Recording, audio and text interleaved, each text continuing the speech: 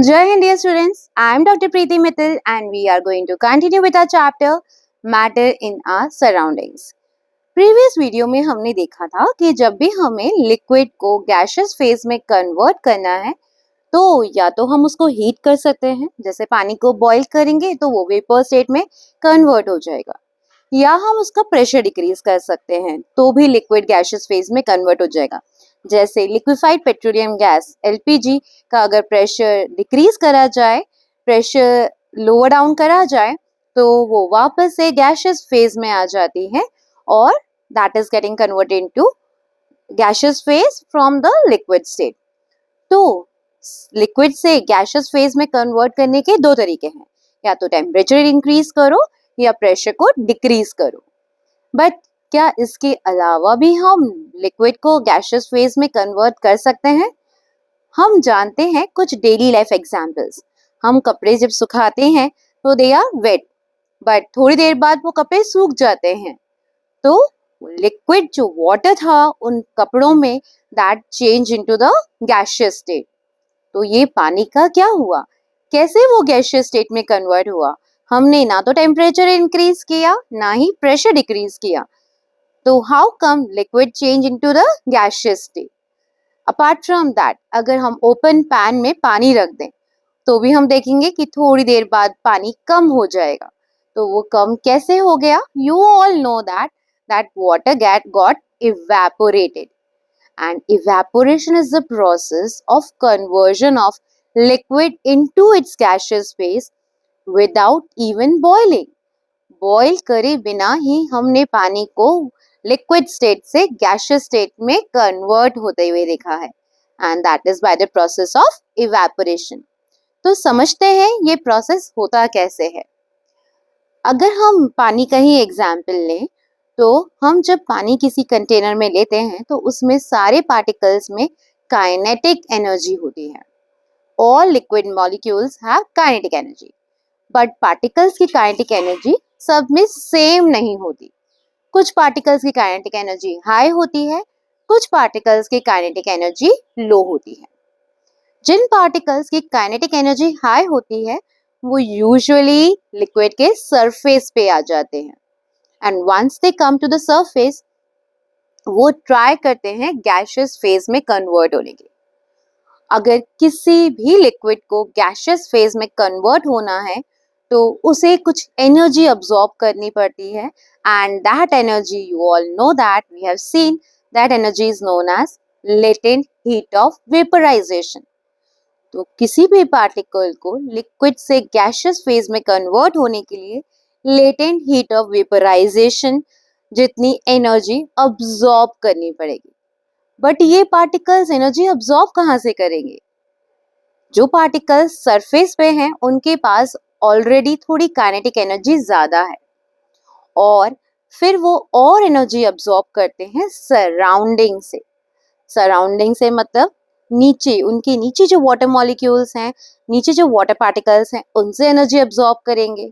उसके ऊपर जो एयर है वहां से एनर्जी अब्सॉर्ब करेंगे, तो सराउंडिंग से वो एनर्जी को अब्सॉर्ब कर लेंगे, इसलिए सराउंडिंग हो जाएगी ठंडी और हमारे वाटर मॉलिक्यूल्स किस में कन्वर्ट हो जाएंगे?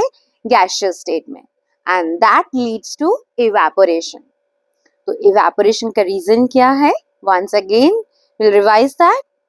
The particles of water which have high kinetic energy come to the surface.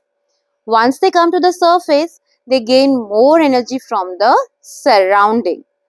Since they gain more energy from the surrounding, उनकी kinetic energy और भी increase हो जाती है। जब उनकी kinetic energy और increase हो जाती है तो इस energy को वो use करते हैं force of attraction between particles को break करने के लिए। वो अपना सारा फोर्स ऑफ अट्रैक्शन को ब्रेक कर देते हैं, क्योंकि आपको पता है लिक्विड्स में force of attraction between particles ज्यादा है as compare to gaseous state. तो अगर उन्होंने फोर्स ऑफ अट्रैक्शन ब्रेक कर दिया तो वो किस फेज में कन्वर्ट हो सकते हैं? They could get converted to gaseous state. तो वो एनर्जी जो वो सराउंडिंग से अब्सॉर्ब कर रहे हैं उसको यूज करके force of attraction between particles को डिक्रीज कर देते हैं and they get converted to the gaseous phase, and this process of conversion of liquid into its gaseous phase without even boiling is known as evaporation. Evaporation के लिए पानी को boil करने की जरूरत नहीं है. आप छत पे ओपन पैन में पानी रख दीजिए, आप शाम तक देखेंगे तो वो पानी बहुत कम हो गया होगा बिकॉज ऑफ इवेपोरेशन.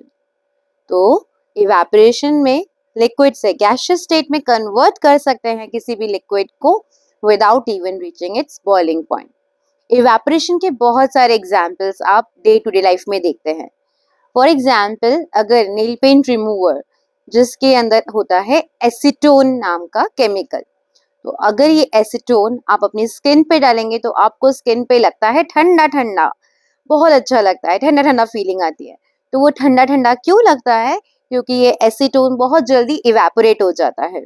एसीटोन एक वॉलेटाइल सब्सटेंस है, मतलब बहुत इजीली इवेपोरेट हो जाता है. जब ये इवेपोरेट होगा तो इसे एनर्जी चाहिए. वो एनर्जी कहाँ से लेगा? आपकी स्किन से, और इसलिए आपकी स्किन पे कैसा लगेगा? ठंडा ठंडा. उसके अलावा डेजर्ट कूलर आप देखते हैं रूम को ठंडा कर देता है. That is also because of evaporation. वो इवेपोरेट होता है वाटर. डेजर्ट कूलर के अंदर जो पानी है वो कम कैसे हो गया? पानी कहाँ चला गया? पानी इवेपोरेट हो गया. और वो पानी जब इवेपोरेट हुआ तो उसने एनवायरनमेंट को कैसा कर दिया? सराउंडिंग को कैसा कर दिया? ठंडा ठंडा कर दिया. ठीक है, तो हम और इफेक्ट्स ऑफ इवेपोरेशन देखेंगे कि इवेपोरेशन की वजह से कूलिंग कैसे होती है. But before that will see the factors affecting evaporation. क्या क्या फैक्टर्स हैं जो इवेपोरेशन को इफेक्ट करने वाले हैं? ये फैक्टर्स अफेक्टिंग इवेपोरेशन बहुत ही इजी टॉपिक है and we can simply understand that by taking example of washing the clothes. तो बच्चों थोड़ा सा देखते हैं कपड़े कैसे धोते हैं, कपड़े कैसे सुखाते हैं, उससे रिलेटेड करके और हम अपना कंसेप्ट इजीली समझ जाएंगे for the factors affecting evaporation. सबसे पहला फैक्टर इवेपोरेशन को जो इंक्रीज करता है दैट इज टेम्परेचर. जितना ज्यादा टेम्परेचर होगा इवेपोरेशन उतना ही ज्यादा होगा. आपको पता भी है सर्दियों में कपड़े जल्दी सूखते हैं या गर्मियों में? यू ऑल नो दैट गर्मियों में कपड़े बहुत जल्दी से सूख जाते हैं. तो गर्मियों में कपड़े जल्दी क्यों सूखते हैं? क्योंकि टेम्परेचर जितना ज्यादा होता है इवेपोरेशन भी उतना ही फास्ट होता है. तो how will you right that? Temperature is directly proportional to the rate of evaporation. More the temperature, higher will be the rate of evaporation. मतलब जितना ज्यादा टेम्परेचर होगा इवेपोरेशन उतना ही फास्ट हो जाएगा. Second factor affecting evaporation is surface area. Mummy ने अगर आपको कपड़े सुखाने का बोला तो आप कपड़े ऐसे सुखाओगे या इस तरह से सुखाओगे? अगर आपको मम्मी की तारीफ चाहिए तो डेफिनेटली कपड़े इस तरह से सुखाना, क्योंकि जब आप कपड़ों को स्प्रेड करके सुखाते हो तो उनका सरफेस एरिया इंक्रीज हो जाता है.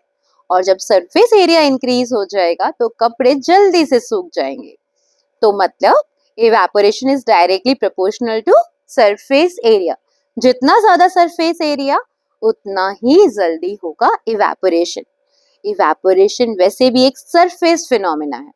सिर्फ टॉप लेयर के जो वाटर मॉलिक्यूल्स हैं, सिर्फ टॉप लेयर के जो पार्टिकल्स हैं वही इवेपोरेट हो सकते हैं.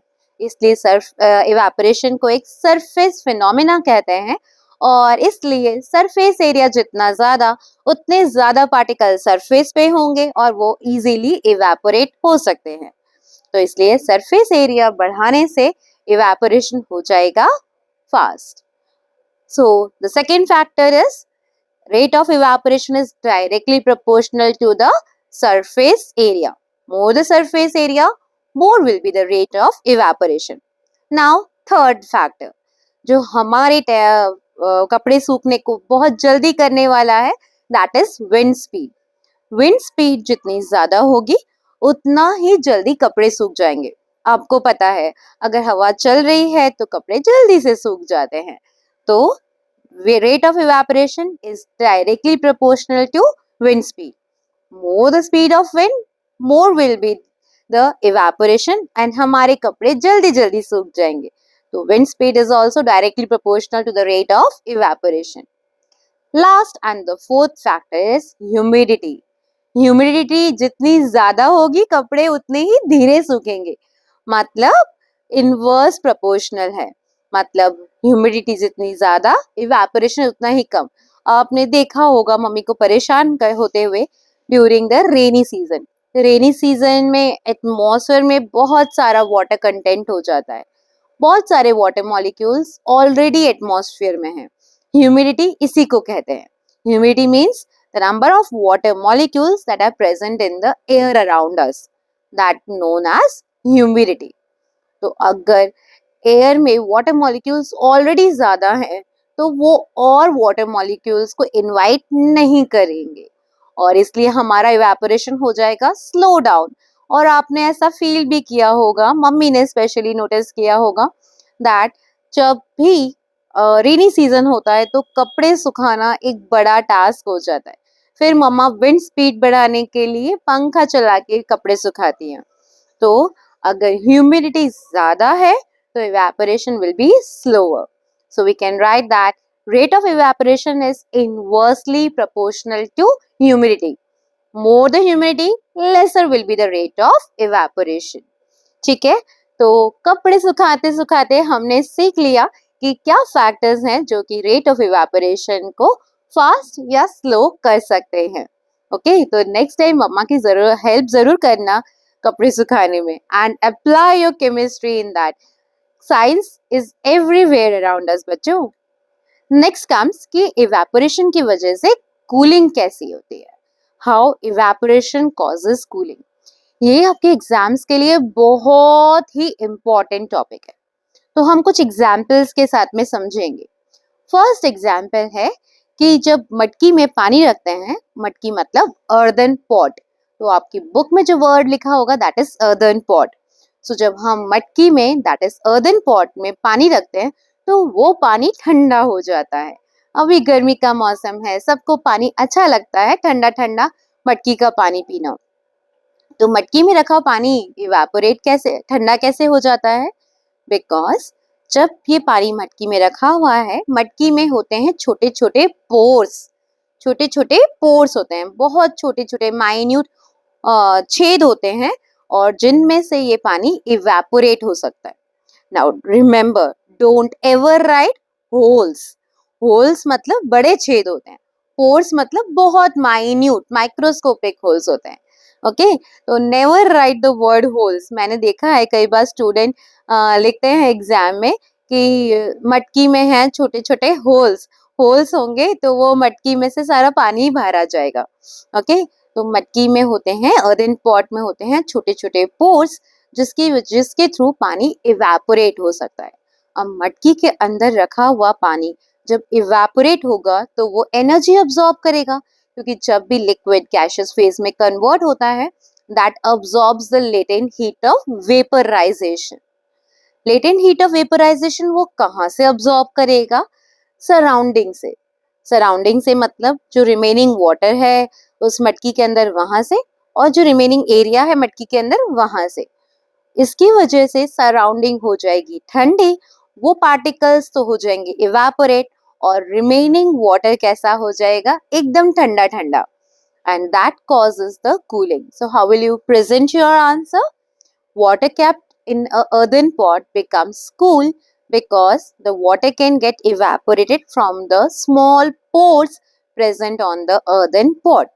When the water gets evaporated, the water molecules absorb the latent heat of vaporization from the surrounding, and that makes the surrounding and the remaining water cool. And that is why you can very well enjoy the water kept in a earthen pot. ठीक है, second question जो आता है वो कहता है कि किस तरह से डेजर्ट कूलर कूल कर सकता है। एक क्वेश्चन और पूछते हैं कि डेजर्ट कूलर थोड़ा सा बारिश हो जाती है, जब वेदर थोड़ा सा ह्यूमिड हो जाता है, तब इतना इफेक्टिवली कूल क्यों नहीं कर पाता। ओके, तो डेजर्ट कूलर कूलिंग कैसे इफेक्ट करता है, कैसे कूलिंग प्रोड्यूस करता है? That is also by evaporation. Water continuously desert cooler में सर्कुलेट हो रहा है, जब वो सर्कुलेट हो रहा है तो उसका सरफेस एरिया इंक्रीज हो रहा है।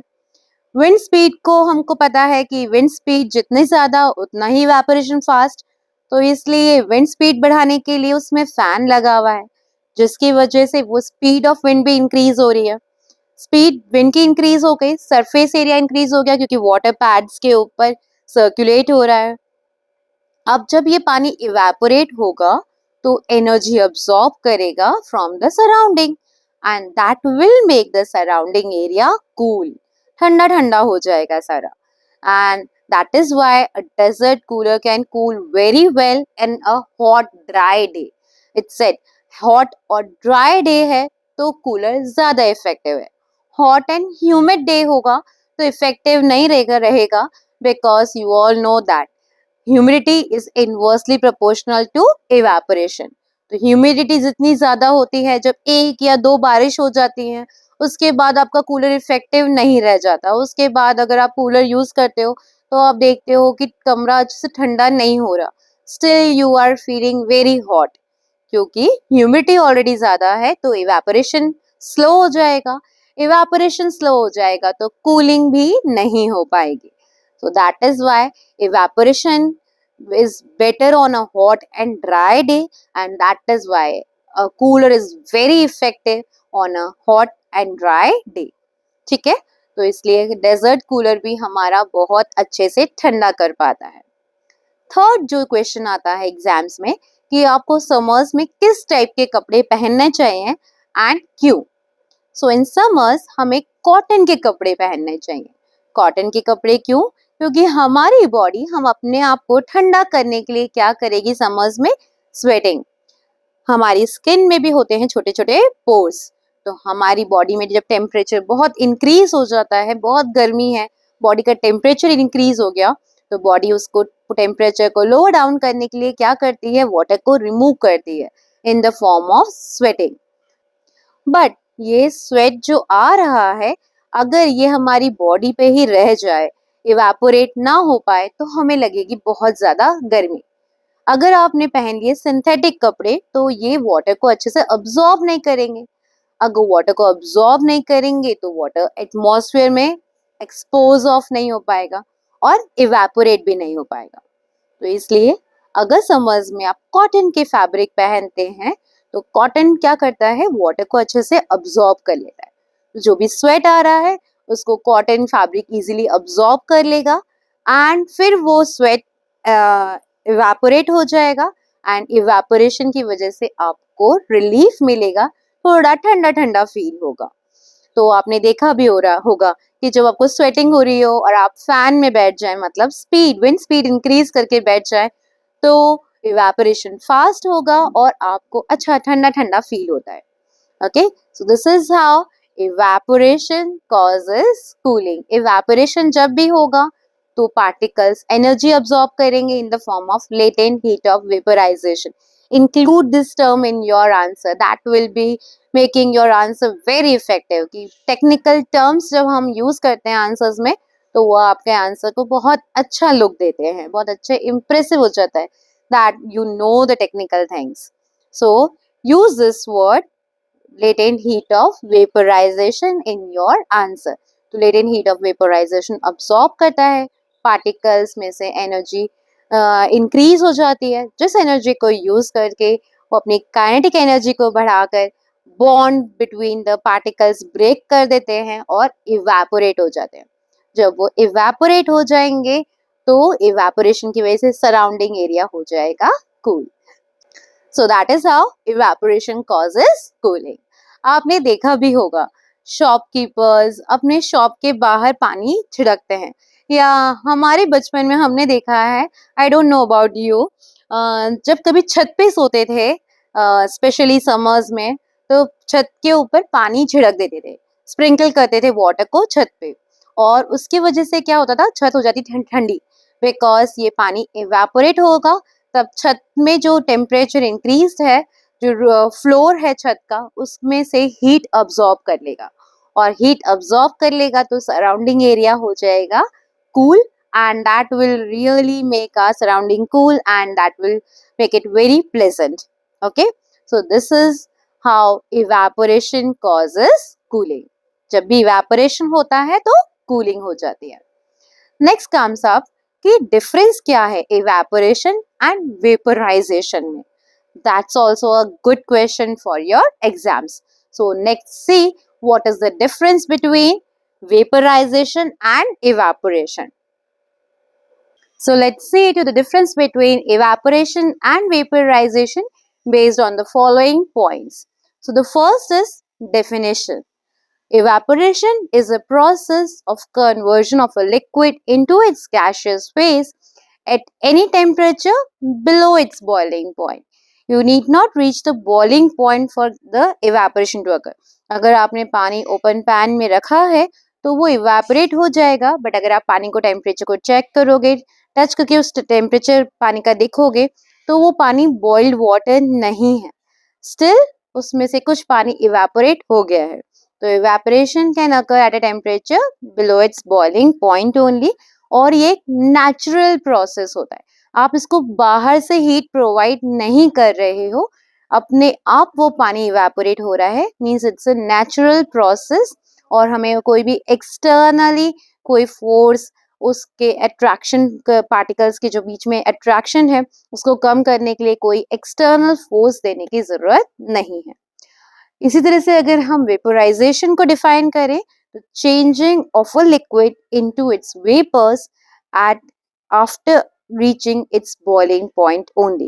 The temperature should reach to the boiling point and then only the water or the liquid will start converted into the gaseous phase. So that is vaporization. Next is surface or bulk phenomena. Evaporation is a surface phenomena, means only the particles which are present at the surface, that is at the top layer of that liquid, will get evaporated. जो particles नीचे हैं वो evaporate नहीं होंगे, जो top पे layer पे particles हैं, जो सरफेस पे पार्टिकल्स हैं, सिर्फ वही इवेपोरेशन शो करते हैं। जबकि vaporisation is the bulk phenomena. Bulk phenomena मतलब पूरा का पूरा liquid can get converted to vapours. आप एक पैन में पानी गर्म करने रख दें, आप देखेंगे कि वो पानी धीरे धीरे पूरा का पूरा पानी इवेपोरेट हो जाएगा। तो that is a bulk phenomena, मतलब पूरा का पूरा लिक्विड वेपोराइजेशन हो सकता है। Next is cooling effect. आपको पता है इवेपोरेशन कॉजेस कूलिंग, हमने देखा था एसीटोन स्किन पे डाला तो ठंडा हो गया, डेजर्ट कूलर की वजह से पूरा रूम ठंडा हो गया। तो जो इवेपोरेशन है that causes cooling. With this cooling effect I want to tell you something. Hostel में जो भी स्टूडेंट्स रहते हैं उनको बहुत अच्छे से पता होता है ये, आपके पेरेंट्स भी कभी अगर हॉस्टल में रहे हो तो they can relate with them. Hostel students के पास रेफ्रिजरेटर नहीं होता, एंड समर सीजन में जब वाटरमेलन आता है तो उसको ठंडा करने के लिए they often use their cooler for that. They often keep their watermelon in the cooler. Cooler के अंदर वाटरमेलन रख दो, कूलर का पानी हो जाता है ठंडा, बिकॉज पानी कंटिन्यूसली इवेपोरेट हो रहा है और उसकी वजह से वो वाटरमेलन भी ठंडा हो जाता है। तो हॉस्टल के स्टूडेंट्स कई बार इस चीज को यूज करते हैं कि अपने वाटरमेलन को ठंडा करने के लिए वो उसको कूलर में रख देते हैं। तो a cooling effect is produced due to evaporation, but कभी भी पानी बॉईल हो रहा है आसपास जाके देखना, कभी आपको ठंडा ठंडा फील नहीं होने वाला। तो वेपराइजेशन में no cooling effect is there, cooling कभी भी कॉज नहीं होगी। Next is speed. इवेपोरेशन हमेशा बहुत ही स्लो प्रोसेस है। हमारे पास अगर एक ग्लास वाटर है, हमने उसको ओपन पैन में रखा और सेम एक ग्लास वाटर को हमने गैस पे गर्म करने के लिए रख दिया, तो vaporisation is a fast process, but evaporation is always a very slow process, धीरे धीरे इवेपोरेट होगा वो पानी। Next is temperature. क्या टेम्परेचर रिक्वायर्ड है इवेपोरेशन के लिए? तो evaporation can occur at any temperature, no particular temperature is required. For example 20 degree Celsius पे भी पानी इवेपोरेट हो सकता है, but vaporization occurs only after reaching the boiling point. Once the boiling point of water is reached, then only the water getting converted into its vapor state, and that is why vaporization occurs only after reaching the boiling point, whereas evaporation can occur at any temperature.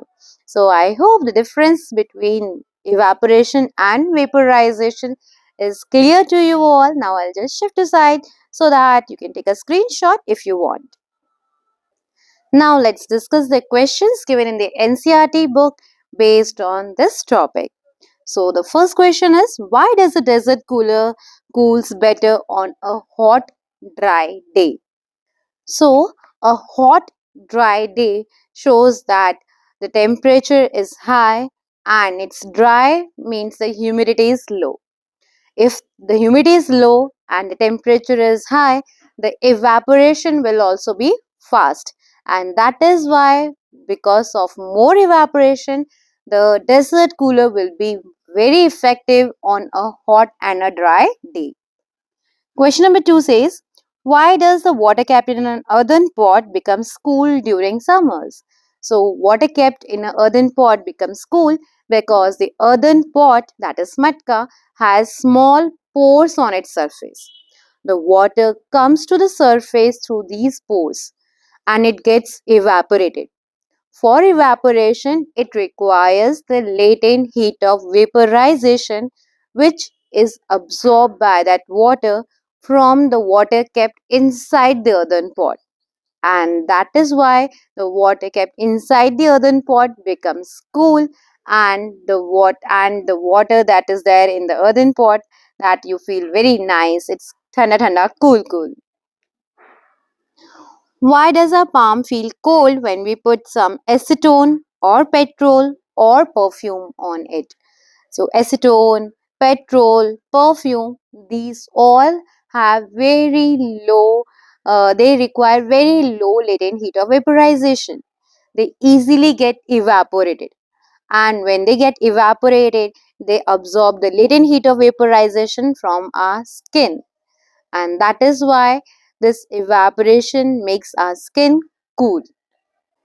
The next question is, why we are able to sip hot tea or milk faster from a saucer rather than a cup. So you all know that rate of evaporation is directly proportional to the surface area. A saucer has more surface area as compared to cup. So evaporation will be faster in a saucer, and that will make our tea cool down faster, and so we are able to sip that tea or milk easily from a saucer as compared to a cup. Next is, what type of clothes should we wear in summers? In summers, it's better to wear cotton clothes because cotton clothes are very good absorber of sweat. Our body tries to keep our body temperature low by sweating. If this sweat gets evaporated, that would make our body feel cool down. So, for better evaporation, we should wear cotton clothes which absorb the sweat from the skin and helps in the process of evaporation. So, that's all for this video. In the next video, we will discuss all the questions given at the backside of your NCERT book. So for that, by then, take care of yourself and subscribe to my channel if you haven't already. If you like the content, please share it with your friends as well and help me to spread knowledge. Good day everyone.